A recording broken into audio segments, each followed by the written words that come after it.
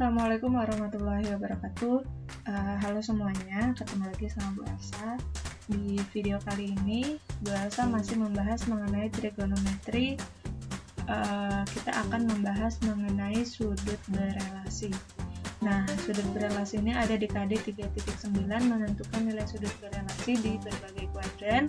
Kemudian KD 4.9 menyajikan penyelesaian masalah nilai sudut berelasi di berbagai kuadran. Untuk lebih jelasnya, saksikan video berikut ini. Baik, materi yang berikutnya adalah perbandingan trigonometri pada sudut berelasi. Nah, di sini ada koordinat kartesius, dia terbagi menjadi 4. Kita mulai awalnya tuh dari sini. Di sini tuh 0 derajat. Nah, berlawanan dengan arah jarum jam, berarti sampai sini dia berapa derajat? 90 derajat. Terus ke sini 90 tambah lagi 90 berarti di sini 180 derajat. Di bawahnya adalah 270 derajat. Balik lagi ke titik asal, dia 360 derajat. Jadi ini satu putaran besarnya 360 derajat. Kalau misalnya lebih dari 360 derajat berarti balik lagi ke atas. Misalnya 400 derajat berarti kan mentok di sini balik lagi ke sini. Nah, daerah yang pertama di sini disebut dengan daerah kuadran 1. Kuadran atau biasa nulisnya K1. Kuadran 1. Yang sini kuadran 2. Kita singkat jadi K ya. Yang di sini kuadran 3, yang di sini kuadran 4. Gitu. Jadi untuk sudut 0 sampai sudut 90 derajat dia ada di kuadran 1. Sudut 90 sampai 180 dia ada di kuadran 2. 180 sampai 270 ini kuadran 3. 270 sampai 360 dia ada di kuadran 4. Nah, nilai trigonometri di kuadran 1 semuanya bernilai positif. Jadi sin, cos, tan, sama kebalikannya apa sin? Kebalikannya sin apa? Cosec, CSC, kemudian sekan, sama kotangen ini bernilai positif. Jadi di kuadran 1 semua nilai trigonometri bernilai positif. Kalau di kuadran 2 yang positif hanya sin. Sin sama temennya, sama pasangannya yaitu cosec. Dia positif. Kalau kuadran 3 yang positif adalah tangen. Sama kebalikannya tangan itu adalah kotangen. Kalau di kuadran 4 yang positif adalah cos. Cos sama kebalikannya cos yaitu sekan. Gitu. Jadi kalau Bu Elsa tanya, nilai cos di kuadran 2 nilainya apa? Negatif. Karena di kuadran 2 yang boleh positif itu hanya sin atau lawannya sin yaitu cosec. Lagi kalau Bu Elsa tanya nilai sin di kuadran 3, di sini nggak ada sin, berarti sinnya bernilai negatif. Kalau di kuadran 4, misalnya sin nilai di kuadran 4 nilainya apa? Di sini nggak ada sin, berarti sinnya bernilai negatif. Sekarang kalau boleh saya tanya, tan di kuadran 3 bernilai positif. Karena di sini ada tan. Tan di kuadran 3 itu bernilai positif. Selain tan, dia bernilai negatif. Oke, kalau sudut 0 sampai 90 derajat kan kemarin kita udah hafalin tuh sudut istimewanya. Sudut 0, 30, 45, 60, sama 90. Nah, sekarang kalau misalnya sudutnya 120 derajat, nah 120 derajat dia posisinya ada di mana? Lebih dari 90, kurang dari 180, berarti di sekitaran sini ya. 120 itu dia ada di kuadran 2. Nah, ada di antara sini kan? Jadi daerah 2 itu bisa 90 ditambah sesuatu atau 180 dikurangi sesuatu. Ya enggak? Jadinya di sini. Jadi kan dibatasi sama 90 sama 180. Gitu loh. Jadi di kuadran 2 rumusnya bisa 90 derajat ditambah sesuatu, Bu Elsa tulisnya sebagai alfa, atau 180 derajat dikurangi sesuatu. Sekarang kalau di kuadran 3 kan batasannya 180 atau 270. Berarti untuk membentuk sudut di kuadran 3, misalnya Bu Elsa mau cari tentukan sin 240.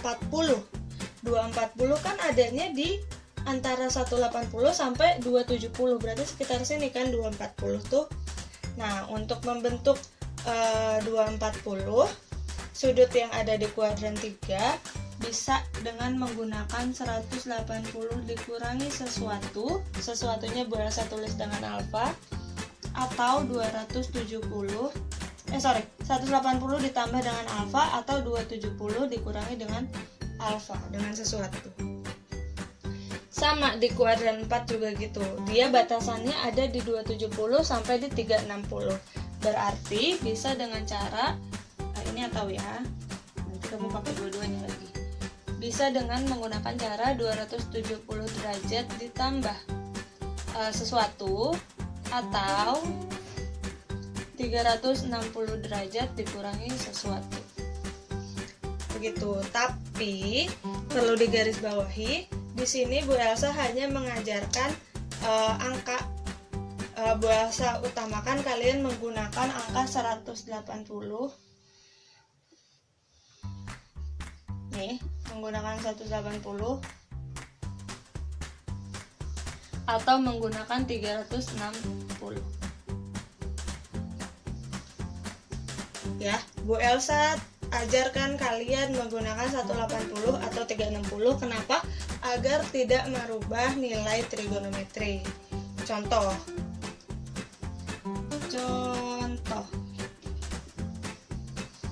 Nomor 1. Tentukan sin 120 derajat. Sin 120 derajat. Yang pertama banget kamu harus perhatikan sin itu di 120 ini di kuadran berapa?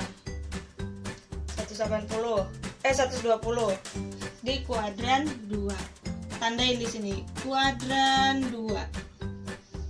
Setelah itu sin di kuadran 2 bernilai positif. Berarti nanti di sini jawabannya positif. Gitu ya. Cara mencarinya adalah sin, kan tadi Bu Elsa ajarin ini ya, 180 dikurangi alfa sama dengan sin 180 dikurangi berapa biar jadi 120 dikurangi 60. Nah, kamu tinggal ambil yang belakangnya aja, si alfanya itu aja. Jadi, nilai sin 120 dia nilainya sama dengan sin 60 derajat. Ini pakai derajat-derajatnya. Sin 60 derajat adalah setengah akar 3. Begitu. Ini Bu Elsa udah ajarkan pakai yang si 180. Sekarang Bu Elsa ajarkan yang pakai 90. Sin 120. Sin 120 derajat. Cara ngerjainnya sama. Kita tentukan dulu 120 ada di kuadran berapa? Kuadran 2. Nilainya positif. Sin 90 tambah alfa. Kita pakai cara yang kedua ya. Sin 90 tambah berapa biar 120? Tambah 30. Nah, di sini perubahannya, di sini yang merepotkan. Jadi kalau dia ketemu 90 atau 270, sin ini berubah menjadi cos. Sin berubah menjadi cos, cos berubah menjadi sin, tangen berubah jadi kotangen. Itu kan agak ribet ya. Sinnya berubah jadi cos. Cos 30 derajat. Berapa nilai cos 30 derajat? Setengah akar 3. Lihat, jawabannya sama kan? Nah, jawabannya sama, tapi kalau kita ketemuin sama 90, nanti kamu bingung harus merubah dari sin ke cos. Makanya Bu Elsa ajarkan kamu ketemunya sama 180 atau 360. Jadi nilai trigonometrinya tidak berubah, tetap sesuai dengan soalnya. Gitu ya. Nah, silakan kalian catat dulu contohnya. Bu Elsa mau next. 1, 2, 3, 4, 5. Baik, contoh yang kedua adalah cos 240. Sama kayak tadi, langkah pertama kita tentukan dulu 240 ini ada di kuadran berapa. Ini 0 sampai 90 sampai 180, masih kurang ya ke 240. Kesini ini udah 270 kelebihan, berarti ada di sekitar sini gitu ya. Berarti 240 ini ada di kuadran 3 gitu. Nah, cos di kuadran 3 nih, kuadran 3 yang positif adalah si tan sama kotangen, berarti cosnya bernilai negatif. Berarti nanti jawabannya di sini min cos. Gimana kalau di kuadran 3 rumusnya? Oh, di sini aja deh. Sama dengan min cos. Kalau di kuadran 3 rumusnya 180 ditambah alfa. Sama dengan min cos 180 ditambah berapa biar 240? Tambah 60.